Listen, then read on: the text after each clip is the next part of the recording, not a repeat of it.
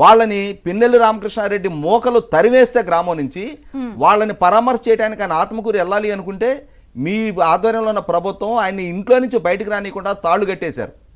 గేట్లకు తాళ్ళు కట్టి ఆయన ఇంట్లో నుంచి బయటకు రానివ్వాల. కానీ ఇవాళ ఈ ప్రభుత్వం ప్రజాస్వామ్య స్ఫూర్తికి గౌరవించి మీకు మీ రాజకీయ పార్టీ నాయకుడిగా మీ రాజకీయ కార్యకలాపాలు నిర్వహించుకునే స్వేచ్ఛని గౌరవించి మీకు ఎటువంటి ఆటంకాలు ప్రతిబంధకాలు కల్పిలా. అక్కడికి వినుకొండలో నేను 144 సెక్షన్ అమల్లో ఉన్నా కూడా వందలాది వాహనాలతో ఊరేగింపు తీసుకుంటే వెళ్ళగలిగావు నువ్వు. అది ప్రభుత్వం సహకరించిన తీరది. ఒక పాయింట్ అండి, అంటే ఇప్పుడు 2 పాయింట్లు కంపారిజన్ వస్తున్నాయి. గతంలో వారు వ్యవహరించిన తీరు, ఇప్పుడు వీరు వ్యవహరిస్తున్న తీరు. కానీ వీళ్ళు వ్యవహరిస్తున్నా మాట పడుతున్నారు.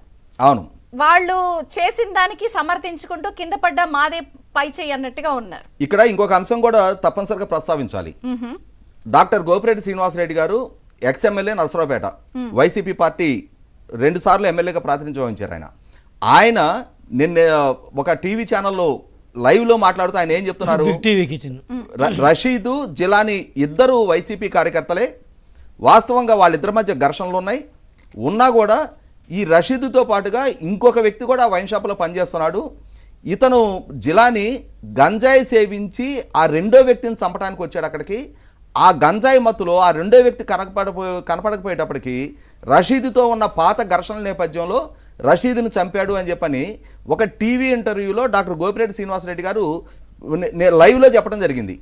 ఏది నిజం అంటే నరసరావుపేటకి వినుకొండకి ఉన్న దూరం కన్నా బెంగళూరు నుంచి వచ్చిన జగన్మోహన్ రెడ్డి గారికి ఎక్కువ వివరాలు తెలుస్తాయి అనుకోలేము. ఖచ్చితంగా అక్కడ జగన్మోహన్ రెడ్డి గారికి ఎవరో బ్రీఫింగ్ ఇస్తే ఆ బ్రీఫింగ్ ఇచ్చిన మాటలను పట్టుకొని ఆయన ముక్కును బట్టి వల్లేశాడు నిన్న. వాస్తవాలు ఆయనకి తెలియవు. అక్కడ అసలు సిసలు వాస్తవాలు ఏంటి అనేది గోపిరెడ్డి శ్రీనివాసరెడ్డి గారు మీ పార్టీ మాజీ ఎమ్మెల్యే లైవ్ డిబేట్లో చెప్పడం జరిగింది. అసలు సిసలు వాస్తవం అదే. దాని నుంచి రాజకీయంగా లబ్ధి పొందాలని చెప్పని చూస్తూ ఉన్నారు.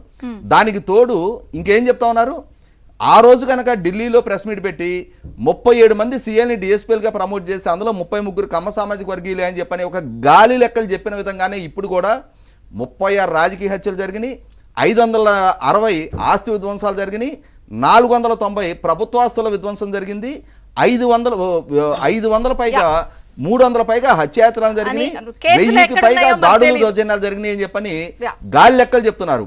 ఈ సందర్భంగా నేను ప్రభుత్వాన్ని కూడా డిమాండ్ చేస్తుంది ఏంటి అంటే, ఇతను ఒక విధ్వంసకారుడు, ఇతను అసత్య ప్రచారాలతోటి సమాజాన్ని ప్రజల్ని తప్పుదోవ పట్టించి 10 సంవత్సరాల రాజకీయం నడిపిన వ్యక్తి.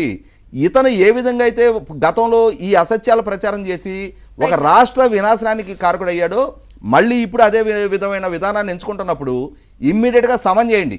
ఎక్కడెక్కడ ఏ 36 మంది హత్యకు గురయ్యారో డీటెయిల్స్ చెప్పమనండి. ఎందుకంటే ఇవి వినుకొండలో జరిగిన దానికి చంద్రబాబు నాయుడు గారు, లోకేష్ గారు, అనిత గారు, పవన్ కళ్యాణ్ గారు బాధ్యులైతే ఈ సంఘటన మొన్న 3 రోజుల నాడు సాయంత్రం జరిగింది.